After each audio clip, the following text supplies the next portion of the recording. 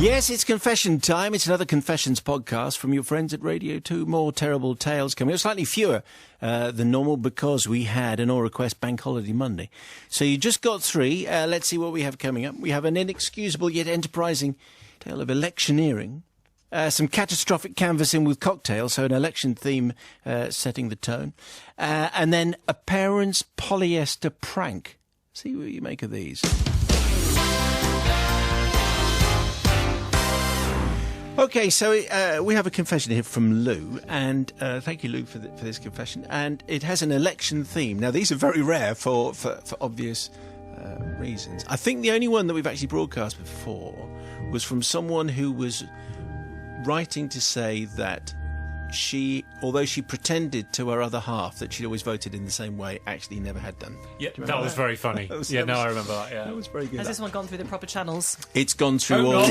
It's no. Just put it on. Yeah. Just put it on. Actually, I haven't mentioned it to anyone. I just sneaked it out of my sad bag. That's what I've done. All the bad ones. Now, this is from Luke. Dear Father Simon and the politically neutral but hopefully forgiving collective, the imminent election has served to remind me of my own brush with politics. I can't pretend that standing to be president of the Sixth Form Student Union is in the same league, but it's why I need to make this shameful confession for which I seek forgiveness, as it involves shenanigans, bribery, lust, name-calling, U-turns and backstabbing. Instantly interesting. Who'd have thought? Yes, so unlike your average general election. So it's the very early 1990s, and me and my fellow students were due to ascend to the upper sixth form after the summer holidays. The previous president of the student union had done his A-levels and would be leaving to go to university, which meant a new president was to be selected from among the ranks of the soon-to-be upper sixth. Two candidates quickly emerged, both male. One, let's call him Fred, was a model, conscientious student who would no doubt do justice to the position.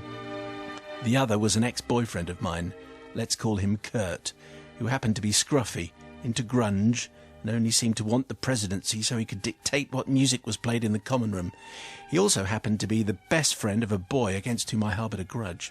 I won't go into details, but suffice to say I was a woman scorned. It's very murky, this student politics. Anyway, the two candidates began their campaigning, and it looked like the Kurt Cobain wannabe might be in with a chance of winning. His arrogant attitude, along with his odious friends' sneering, infuriated me, and I began a campaign of my own. Before I knew what was happening, my angry rants against Kurt, who I'd branded a slob, were garnering me my own following. The calls for me to stand as president were growing, and such was the momentum, I felt I had no choice but to throw my metaphorical hat into the ring.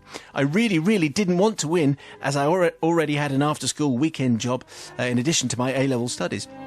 But I was obliged to make a show of campaigning, as many of my fellow female students rallied behind me, and I felt I couldn't let them down. Fred was polling well, and I felt I was probably safe from being lumbered, but Kurt then made a late surge by promising as much gold as every sixth former could eat, or some such nonsense. My sense of dread began to increase as the day of the election drew near. Fred and I shared many of the same friends, and I knew I was taking votes that would otherwise go to him. I didn't want to be president, but I didn't want Kurt to win either. So complex. The only way I could see to secure Fred's victory was for me to somehow drop out of the race and ensure the votes that would have come my way went to him instead. Election day arrived, and all three candidates, me included, were required to give a speech in a last push for support before the voting began. Panic took hold as my supporters assured me it was going down to the wire and any of us could emerge victorious. I contemplated inventing some sort of scandal which would force me to withdraw from the race, leaving me free to back Fred. But I feared it would all backfire, and in anger my supporters would vote for Kurt. It's like a soap opera, this actually is what it is. Besides, I was pretty straight-laced, and the worst I'd ever done was to make creative use of an elastic bandage to get out of PE. Anyway, as it happened, my bacon was about to be saved as Fred was plotting his own coup. His girlfriend, who was a good friend of mine, took me aside and said if I was willing to somehow sabotage my own candidacy, then in gratitude, the job of vice president would be mine once Fred had secured victory. She assured me our mutual friends would happily switch votes from me to him if I nobbled myself, so to speak. Well, what could I say? Being vice president sounded like more trouble than it was worth, to be honest, but it seemed to be my only way out of the pickle I'd got myself into. I gave my speech citing my part-time job as the reason I felt I couldn't do the job of president, couldn't give it the credit that it was due, and I withdrew as graciously as I possibly could manage. Fred got my endorsement and was duly elected and declared president. Kurt was defeated. Yeah, he pretended that he wasn't bothered. Actually, he really wasn't bothered. But such power and glory I now wielded as Veep.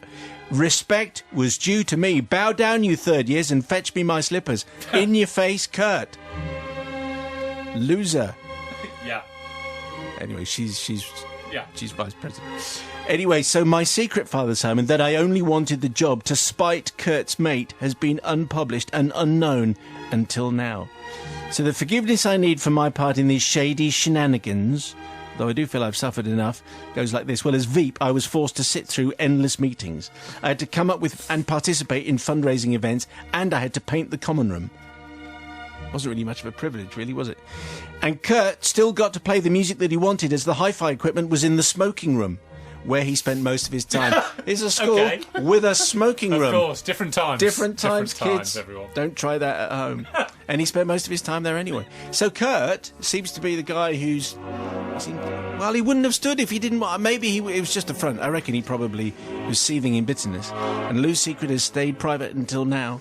She was only doing it because she was a woman scorned, says to Rebecca. Difficult one. This is like House of Cards, isn't it? All these dodgy deals behind closed An doors. awful lot of House of Cards going on here, yeah. Apart from all the violence. That's true. And murder and torture. Don't There's give it none all of away. that. Would that get on if we had all that? Probably not. That's series 2. I think it's a bit of a difficult one because it sounds like Kurt wasn't a particularly nice person and he had been nasty to Lou. However, I don't know. Kurt didn't care, did he? The fact that he was crowded out of the election. He was all grungy there in the smoking room. Yeah, so he didn't care. She had a pretty miserable time, so she's had her come up, and so I think I'm going to forgive everyone, including Lou. I think Kurt was louche, don't you think? Louche. Not lush. No, not lush. I think he was louche. Okay. And a blackguard. Yeah, what do you think? Because we're in the 80s. Yeah. What do you think, Bobby Pryor? The thing is the best person seemed to get the job in the end.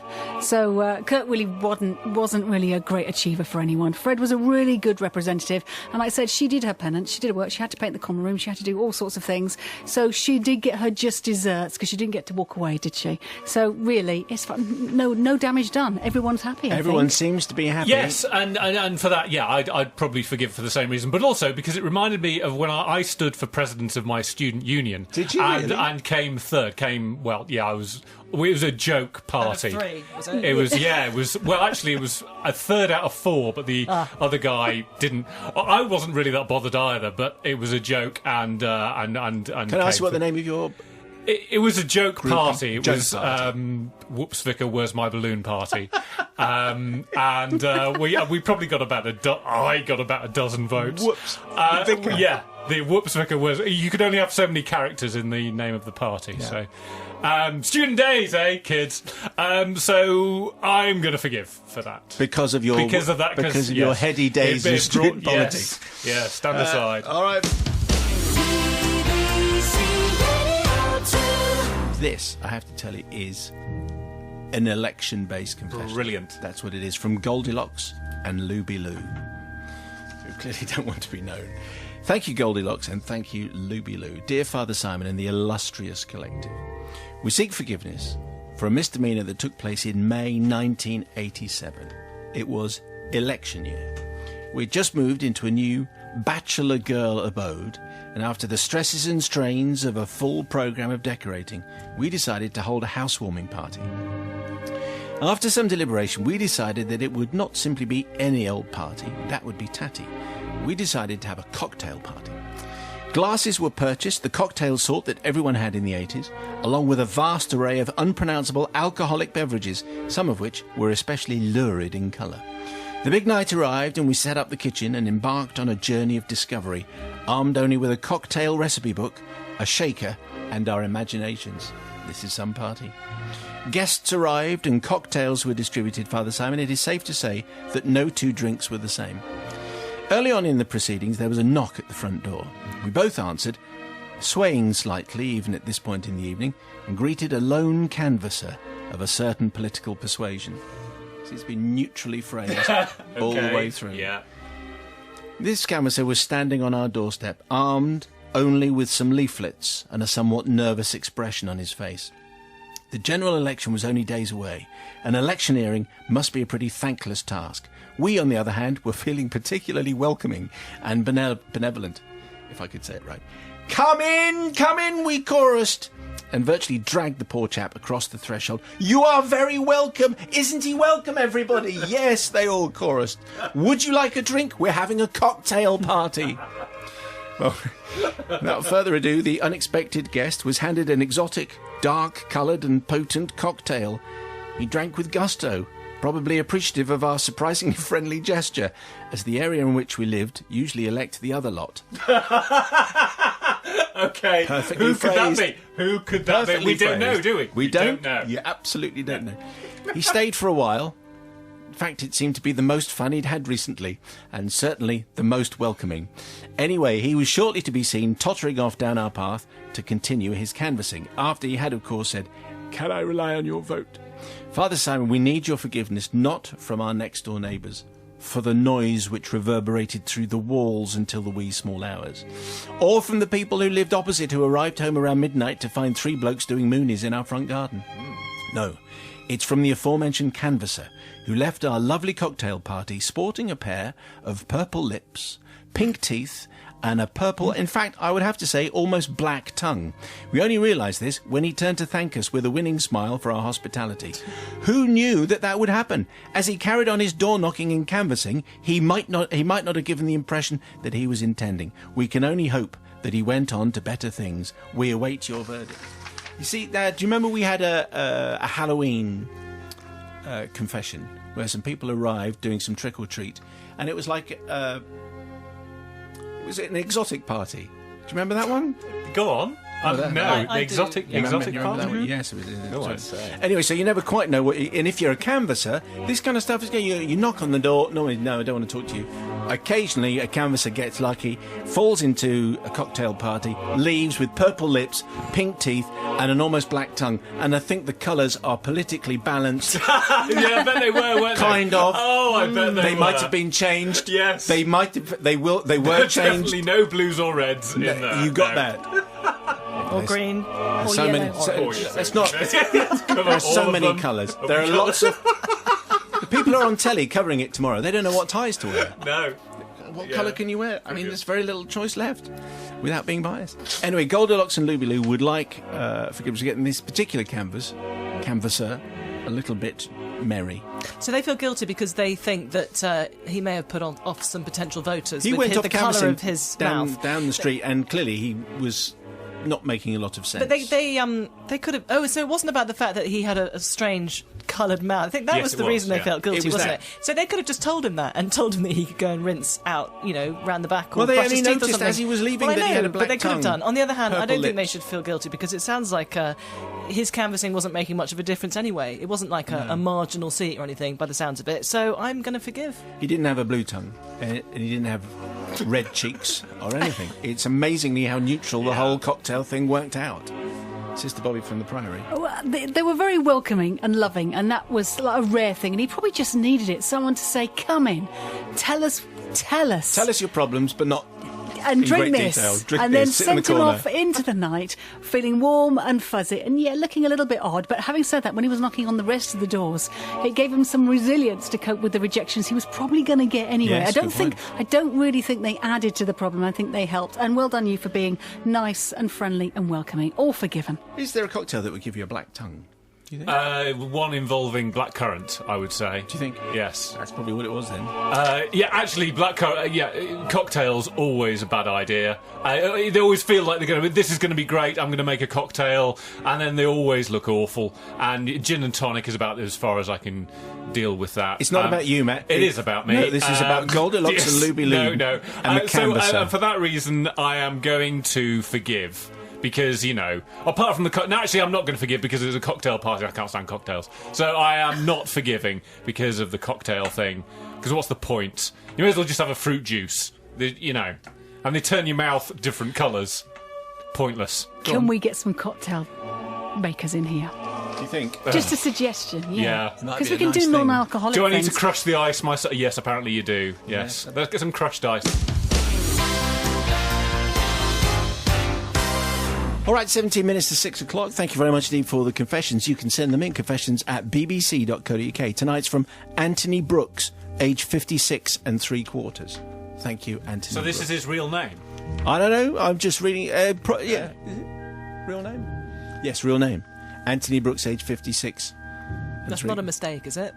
It may well be the first of many. It could be. He's 58, actually. He's not. Yeah, 56. we've deliberately changed his age just to make it 58 and a seem half. okay. Dear Simon and the revered Drive Time Collective, my tale begins about 8 years ago when my eldest stepdaughter, we'll call her Emma, was 16. She raised a question at the dinner table about silkworms and the fact that they do actually produce silk. And she went on to say that her homework that weekend was to complete an essay to present on Monday about natural or man-made fabrics. The one that she'd been given was polyester, which of course is man-made. No, it isn't, I said, much to her surprise. It's a natural material. Well, her puzzled look gave me a sudden flash of inspiration. I patted the seat next to me and I warmed to my tale. No. It comes from parrot's feathers. Polyester it's an obvious... Everyone knows. Oh, very good. It's parrots. This began a full day of discussion about polyester. I dutifully sat down and explained in great detail how most parrots were called Polly as a tribute, if you like, to their feather donations to the fabric industry. And I threw together a tale of feather weaving and what a great art it has been over many decades, particularly in the north of England, that only a gullible teenager would believe. Emma stood quite proudly on Sunday afternoon in the presence of my wife and the two other steps, we'll call them Madeline and Phoebe. This sounds suspiciously like the real names. And proudly rehearsed the fruits of her labours for the speech that weekend. As the presentation drew to a close, the look of abject horror on Maddie and Phoebe's faces told another story. Without saying a word, the two youngers were up in their bedroom, returned downstairs a while later carrying two black bags between them. They presented them to us and informed us that they had emptied their wardrobes of any item of clothing that contained polyester, as neither would wear it any longer, as they now thought it came from dead parrots. And in fact, the parrots had been slain for their feathers to make polyester, and they couldn't sanction this cruel industry. Cruel. Yeah, I just said that. Sorry. Doubly cruel. Cruel twice over. At this point, I could have owned up and I could have told all three that polyester was in fact a man-made fabric. But guess what? I didn't. Absolutely didn't. Emma went to school the next day and gave that presentation. Her teacher listened in what could only be described as stunned silence, although she did have the decency to actually leave the classroom before breaking down into shrieks of hysterical laughter. Emma texted one word to my mobile phone, which cannot be repeated on a family show such as yours, but did cast doubts on my parentage. Okay. And so to this day, the girls know what lychees really are, what horseradish is made from, and that the big green pipe along Llandudno Pier is actually the central heating for the beach. Simon and gang, I ask forgiveness from Emma, Maddie and Phoebe for all those questions that they asked over the years, too afraid to Google for fear that I'd got them. Anyway, it took Maddie 2 weeks to search lychees. I also ask forgiveness from the poor teacher and her English class who listened to the ramblings of a girl who'd been pranked and who stood up in front of the class and told them that polyester came from dead parrots. You can understand that. Anthony Brooks, age 56 3/4. It's another in the long line of lying to children. Matt is already beaming with a smile because he's thinking, yep, I'm going to try that one day. What do you think? Is that forgivable? Well, I don't see... I can just add a point. If your kid goes to school and gets humiliated for your prank, I'm not sure whether exactly. I'm feeling I mean, forgiveness. there's one thing when you're lying is it confined within the family, and maybe just the family's laughing at the child. But when it's the entire class, I mean, I just have one question: why? Why would you want your stepdaughter to be humiliated by somebody, by the whole class? Anyway, and also, why would you want the other girls to throw away all their clothes? It's just all very odd, and I can't forgive. Yeah, it's not quite as odd as the Cornish tale from the child who thought that she had a a sister stolen by goblins. Remember that one? That was a corker. Yeah. Anyway, so polyester from parrots. What do you say there, novice? A parrot called Esther. I mean, very funny, all of this, and I love the fact about horseradish and all the other things, and he did and a hot water pipe on the beach. Brilliant prankster, but absolutely exposed his daughter to complete ridicule from all her classmates, and that will have damaged her. And I'm not sure how old Maddie and Phoebe were at the time, but obviously equally gullible and older. But on this case, Anthony Brooks, age 56 3/4, lucky to have made that age, because your daughter's going to ganged up and done something very bad to you, so not forgiven. Brother Matthew? I am, of course, going to forgive, because, number one, I have no problem with lying to kids, and number two, can you imagine how dull it would have been to sit through presentations on polyester? Let's all have 4 students come up and talk about polyester for half an hour. It would have been a big joy to have someone come on and say, actually, polyester made from dead parrots, and go through that for 5 minutes rather than having to sit through all the other nonsense. So it's on behalf of teachers, really? Yes, it is. Yes, okay. It's very much the teacher comes out of this well, so I am going to forgive, just because who wants to sit through interminable projects about polyester? And that's what we have, just the 3, as I mentioned, because of your request. So, if that's provoked a thought in your guilty mind, send us your story. confessions@bbc.co.uk. More in a week, and the Weekly Mayo available to download right now.